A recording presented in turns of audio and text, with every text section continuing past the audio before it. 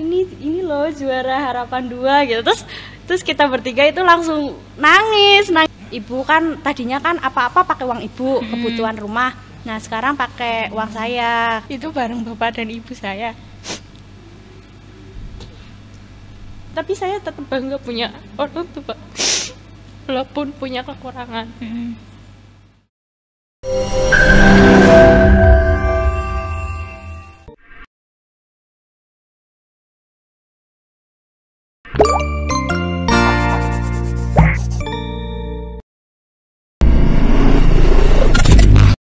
Assalamualaikum warahmatullahi wabarakatuh. Selamat datang kembali di podcast Ruang Rindu. Bersama saya ada siapa? Saya Riandini Aulia Putri. Iya, ini adalah program baru di YouTube channelnya SMK Negeri 1 Kebumen, yaitu podcast Ruang Rindu. Dan di sini saya lagi bareng sama Riandini Aulia Putri. Iya, betul. Riandini ini adalah salah satu siswi SMK Negeri 1 Kebumen yang bisnisnya itu banyak banget. Bisnisnya banyak, jualan terus, setiap hari COD, punya banyak prestasi. Kemarin juga habis ikut lomba ya? Iya, Lomba apa?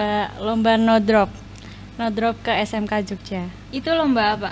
Itu lomba Ngapain aja kamu? Oh ya, itu menjualkan produk cat no drop karena kan mau hari raya. Nah, jadi mungkin Avian brand itu menyelenggarakan lomba ini untuk anak-anak SMK di Jogja dan di Kebumen. Nah, SMK 1 itu mengikuti ada 10 tim. Nah, itu saya ikut salah satunya. Iya. Iya, Riandini ini saya mau tanya hal pribadi sedikit. Kamu itu lahir di mana dan kapan? Oh iya, saya lahirnya. Ceritakan pribadi kamu sendiri. Iya. Saya lahirnya di Jakarta, tapi umur 1 tahun dibawa ke sini, jadi udah kayak orang Kebumen, bukan orang Jakarta lagi. Itu saya lahir tanggal 15 Mei 2005. Sebentar lagi ya ulang tahun. Kamu termasuk anak tunggal ya? Kamu itu anak tunggal? Iya, saya anak tunggal. Terus tadinya saya punya kakaknya ada 2, tapi itu sudah meninggal semua ya. Dari kecil? Iya, dari kecil. Terus jadi saya anak tunggal dan saya punya keluarga saya itu hanya 3 gitu di rumah. Tapi terus Februari bapak saya meninggal, jadi saya sekarang hanya sama ibu saya saja. Kalau kesibukannya saat ini lagi sibuk apa ini? Oh ya, kesibukan saya saat ini ya. Iya. Itu kalau dari kemarin itu kan 1 bulan itu lomba cat no drop. Jadi 1 bulan penuh. Dari pagi sampai sore jualannya cat terus. Nah, jualan MS Glow-nya itu sampai keteteran, bingung ya mau ngatur COD-nya gimana gitu. Iya, terus akhirnya tanggal 25 kemarin itu penutupan cat no drop, tinggal nunggu pengumuman di Jogja kan. Jadi kesibukan saat ini setelah tanggal 25 itu 2 hari ini ya cuma COD terus di rumah udah gitu. Sebelumnya juga aku dapat info kalau kamu itu ikut pameran yang di Jakarta. Pameran wirausaha. Oh iya, SPW. Iya, gimana tuh ceritain Sekolah pencetak wirausaha ya. Nah, itu kan tadinya itu suruh ngisi link SPW.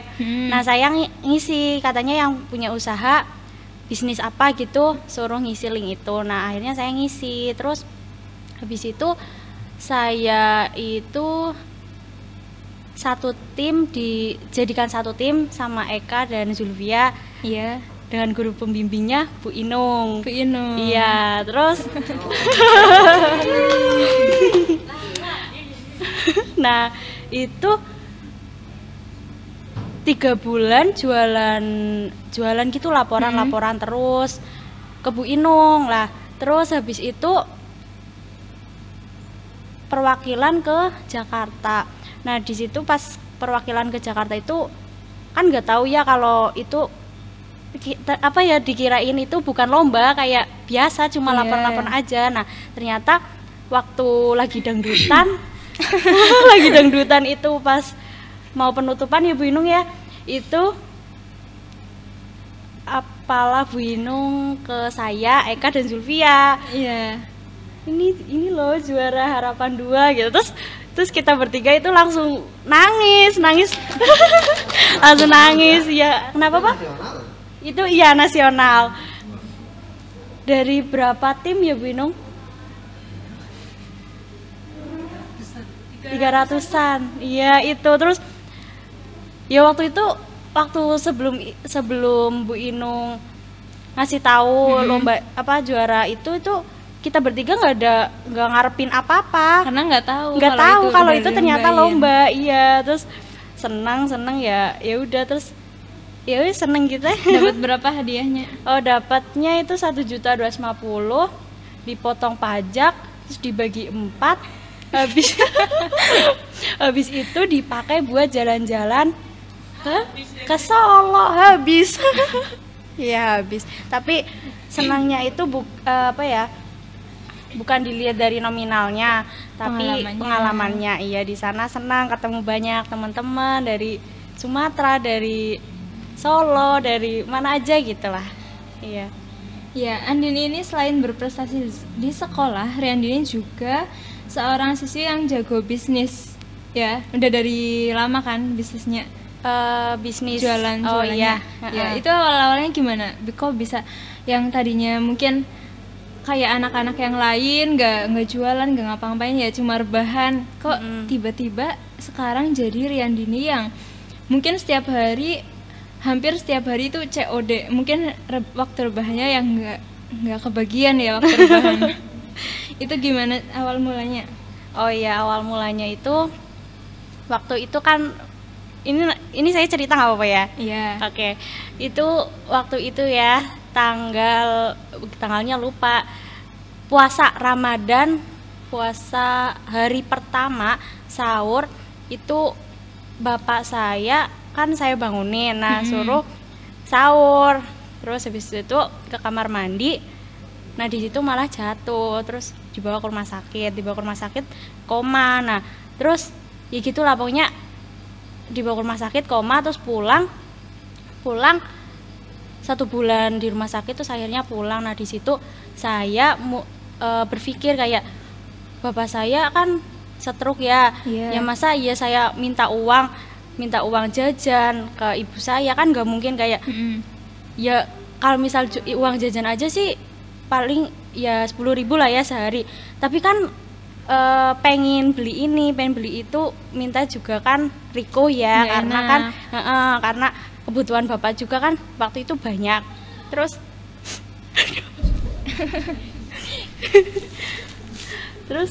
waktu itu saya memutuskan untuk jualan baju. Nah waktu itu kan waktu itu jualan baju kan untungnya cuma 3.000 5.000 ya per baju. Nah itu banyak, jadi ada resellernya itu sampai 200, tapi kan itu COD-nya jauh-jauh sampai Gombong, sampai Perembun. Nah untuk untungnya itu malah nggak ada, kayak nggak nutup. Iya, nggak nutup, cuma buat beli bensin, terus buat makan di jalan habis COD. Nah akhirnya itu ada hampir satu tahun itu jualan baju, tapi ya cuma seneng itu jajan pakai uang sendiri tetap, cuma ya nggak bisa beli ini itu gitu. Terus akhirnya tanggal 4 Maret 2021 apa 5 Maret 2021 itu saya itu mulai pakai skincare. Nah di situ saya mikir skincare-nya itu belinya pakai uang itu juga sih, uang untuk yang baju tadi jualan baju. Tapi dipikir-pikir, masa kayak gini kan 1 bulan sekali kan harus beli skincare itu. Akhirnya coba saya tanya-tanya bisnis kecantikan itu apa ada, iya ternyata ada. Nah akhirnya saya join bulan Maret itu, join member itunya, join reseller awalnya, nyoba-nyoba dulu. Terus akhirnya banyak yang mau. Nah terus habis itu karena kalau reseller itu kan harganya masih mahal, terus akhirnya saya join member terus lancar. Waktu itu kan viral produk itu, yang brand ambassadornya Raffi Ahmad. Nah jadi viral. Terus bulan Mei itu pernah omsetnya 2 minggu 17 juta, untungnya 3 juta. Nah situ dalam 2 minggu. Iya, di situ saya seneng banget ya. Terus langsung saya beliin ibu ini itu. Beli gitu. Apa aja buat ibu? Oh iya, itu saya udah beli, kan ibu ya apa aja, kayak misal ibu kan tadinya kan apa-apa pakai uang ibu, kebutuhan rumah. Nah sekarang pakai uang saya, kayak misal bayar listrik, terus kayak beli gas, terus beli sayur, beli ini itu pakai uang saya. Terus beli barang-barang yang udah kebeli, terus itu mesin cuci, terus kulkas, terus emas, terus banyak banget. terus kan bapak saya itu kan cuma bisa tidur aja ya. Nah saya mau beliin bapak apa bingung, jadi saya sering beliin bapak jajan, walaupun bapak itu stroke tapi bapak itu kepengen kayak makan jangan dikekang gitu, jadi pengen jajan ini itu. Ya saya sering kayak misal pulang COD pasti beli jajan, kayak misal martabak ini itulah pokoknya yang bapak boleh makan gitu. Terus bayar sekolah sendiri. Nah terus bayar sekolah pakai uang sendiri. Iya, terus sekarang kalau misal pokoknya apa aja yang kayak kebutuhan rumah, Andin udah bilang ke ibu apa aja, kalau misal ibu butuh apa-apa bilang ke Andin, biar Andin usahain cari kayak gitu. Terus saya punya fotonya Andin. Foto apa? Nggak tahu, lihat aja dulu. Oh iya.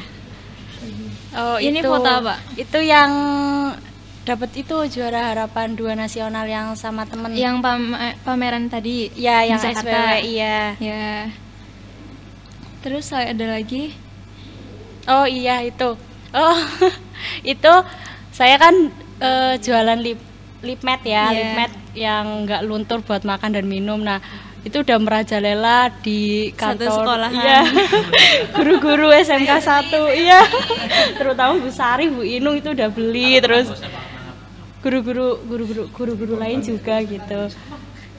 Itu ya di pameran yang di Jakarta. Ini iya. Ini foto bareng siapa? Itu bareng bapak dan ibu saya.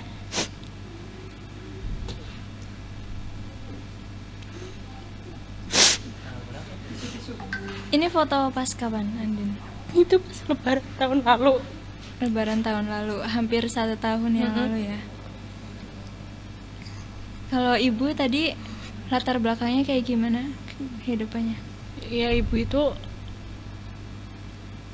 itu asli Jakarta. Ibu itu dari bayi sama bapak itu sama-sama nggak bisa ngomong, tunarungu, jadi ya tapi saya tetap bangga punya orang tua walaupun punya kekurangan. Kalau bapak sendiri gimana orangnya? Kalau ibu orangnya gimana? Kalau sehari-hari? Oh ya, kalau ibu itu orangnya keras ya. Jadi ya, tapi kalau orang-orang lihat itu ibu nggak pernah marahin saya, tapi dibalik itu ibu sering marahin, tapi dengan marahin dalam hal kebaikan gitu. Ya saya suka banget punya ibu gitulah. Sayang banget ya. Sayang banget. Tapi saya kalau bapak ya sayang banget, lebih sayang sama bapak, lebih dekat sama bapak juga. Kenapa? Ya karena kalau misal sama bapak itu saya nangis, ada masalah apapun itu pasti ke bapak, bukan ke ibu. Cerita apa-apanya ke bapak. Kalau nangis juga pasti bapak. Terus juga waktu bapak sakit itu tidurnya sama bapak, terus bapak juga lebih dekat sama saya daripada sama ibu gitu. Dulu katanya sebelum bapak sakit itu bapak buka warung di rumah. Iya, bapak waktu dulu itu waktu kecil itu Mertakanda tahu nggak? Ya. Ya itu bapak saya itu jualan bunga mawar, bunga yang bunga buat tabur. Itu di Mertakanda bareng orang tuanya. Nah terus habis itu setelah nikah sama sama ibu itu jualan, buka warung di rumah itu sampai sekarang juga masih, cuma kalau sekarang kan yang jaga ibu sama saya. Kalau warung di rumah jualan apa? Itu jualan kayak bensin, rokok, terus kebutuhan kayak kelontong gitu. Kalau ngomongin bapak, pasti ada banyak ceritanya. Apalagi sekarang udah nggak sama bapak lagi ya, Andin ya. Bisa diceritain nggak dari awal buka warung? Terus pasti ada banyak cerita yang dilalui bareng bapak, karena bapak juga sakit, Andin juga yang rawat bapak. Bisa diceritain dari bapak buka warung terus jatuh sakit sampai akhirnya apa yang Andin terakhir kali rasain bareng bapak? Pengalaman apa? Waktu itu kan dulu itu waktu SMP saya itu anak yang kayak suka main gitu, sampai jarang banget di rumah, terus sampai nggak ada waktu, pokoknya bandel banget lah, main nggak bener gitu. Nah waktu bapak saya masuk rumah sakit itu kan koma. Kelas berapa berarti Andin? Itu masuk ke SMA. Ke SMK sini. Jadi SMP masuk SMK. Cuma kan dari kelas 7 SMP sampai ke kelas 9 itu gimana sih ya? Anak yang kurang deket sama orang tua gitu. Karena main, karena pergaulan ya. Terus akhirnya waktu bapak koma di situ saya itu kayak nyesel wong. Misal kalau bapak koma terus langsung nggak ada, itu kan berarti kan saya kayak nggak punya waktu bareng. Kayak belum bahagiain bapak kok. Bapak udah nggak ada. Jadi waktu bapak koma itu pikirannya kan udah kemana-mana. Nah itu doaku itu cuma minta bapak itu sadar dari komanya. Andi cuma minta waktu biar Andi bisa ngerawat bapak, terus bisa bahagiain bapak walaupun nggak seberapa, cuma kan yang penting Andi udah ngerasain ngerawat bapak setelah bapak koma gitu. Terus akhirnya pas tepat 15 Mei pas ulang tahun itu bapak dibawa pulang. Nah di situ janji Andin itu nggak akan kayak SMP, jadi nggak akan main-main terus. Sampai Andin itu sampai dibilang ya sama teman-teman yang dulu sering main sama Andin itu, dibilang Andin itu sombongnya itu karena udah nggak mau diajak main-main kayak dulu, main-main malam, udah nggak bebas lagi. Ya itu karena Andin udah janji sendiri kan waktu bapak koma itu, Andin nggak mau kayak gitulah, Andin pengen ngabisin waktu sama kedua orang tua gitu. Sampai bapak kemarin koma pas itu berapa lama? Waktu di rumah sakit? Iya, yang pertama kali jatuh koma itu berminggu-minggu, hampir 1 bulan. Cuma kan di ruang, katanya juga gonta-ganti rumah sakit ya? Iya, gimana tuh ceritanya? Dari Medika itu kan 4 hari 3 hari terus nggak kuat terus Medikanya pindah, rumah sakitnya atau bapak yang nggak kuat? Alat-alatnya. Terus akhirnya pindah ke Sudirman itu seminggu, itu pun juga nggak kuat. Akhirnya pindah ke rumah sakit Margono Purwokerto. Di situ lama banget. Terus akhirnya Andin juga bolak-balik ke rumah ya. Bareng siapa? Itu naik itu motor. Pas lagi COVID lagi itu ya, merajalela. Jadi aksesnya lebih sulit ya. Iya, naik motor. Terus kalau misal waktu itu COVID lagi nggak merajalela, pasti saudara-saudara itu datang. Kan cuma kan waktu itu sampai bener-bener COVID-nya lagi bener-bener itu ya panasnya. Nah di situ ya saya bolak-balik ke Purwokerto ya, pakai motor ya, panas-panasan, terus ya gitulah. Terus kan akhirnya 2 tahun diberi waktu kan bareng bapak. Terus akhirnya bapak ya mungkin waktunya udah sampai segitu aja, jadi ya sampai 17 Februari 16 atau 17 itu, terus bapak udah nggak ada. Itu sempat dilarikan ke rumah sakit dulu bapak? Ya, itu pagi-pagi Andin mau berangkat sekolah, terus bapak kejang-kejang akhirnya dibawa ke rumah sakit Permata Medika, langsung dimasukin ke ICU. Di situ koma katanya kata dokter susternya itu koma, terus kan suruh di ICU dulu.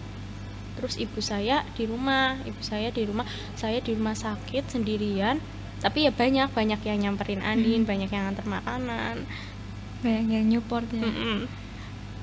Terus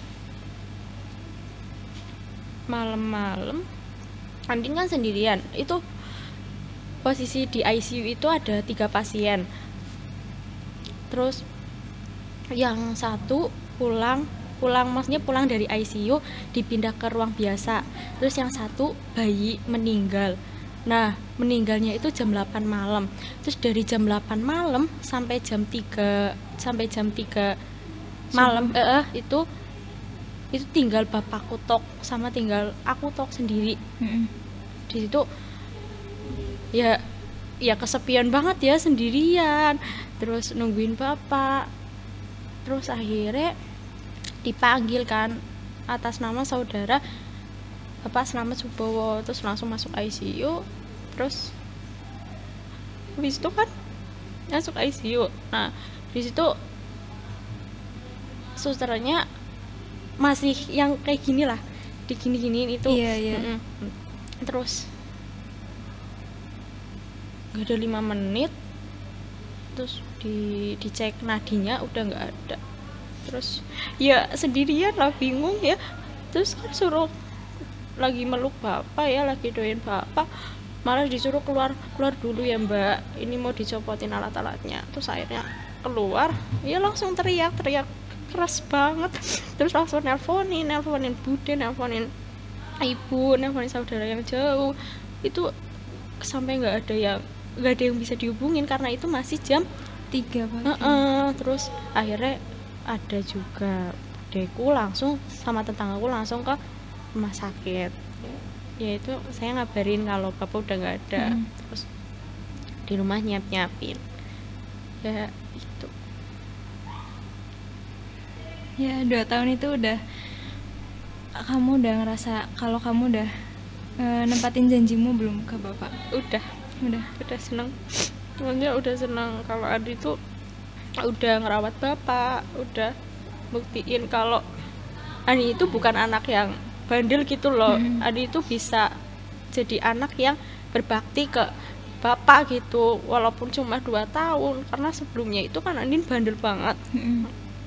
Sampai ya Andin maunya bandel banget lah, sampai jarang di rumah. Terus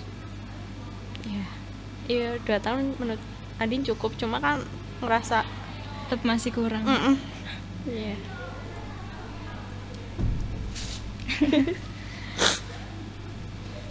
Kalau ke bapak ada nggak kata-kata yang sebelumnya belum sempat Andin ucapin, atau ada yang masih tersimpan belum pernah keucapin tapi ternyata bapak udah pergi duluan? Apa yang masih tertinggal? Enggak sih, pasti Andin ungkapin. Iya. Kalau buat ibu apa yang mau Andin ungkapin? Ya ibu jaga kesehatan, terus ibu itu jangan sampai kecapean sampai kayak ibu kayak gini loh. Kalau ibu ke kamar mandi itu pasti kalau agak lama itu Andin was banget ya, karena ingat waktu itu bapak juga sama kayak gitu. Terus nah kalau ibu ya Andin sayang banget, jangan sampai ibu itu kecapean. Terus ibu itu kalau jualan di warung, kalau misal ngantuk ya itu langsung tutup aja gitu, kan nanti ada waktunya Andin yang jagain sore sama malam gitu. Terus ya Andin sayang banget lah ini sama ibu, gak bisa diungkapin. sayang banget intinya ya. Banget.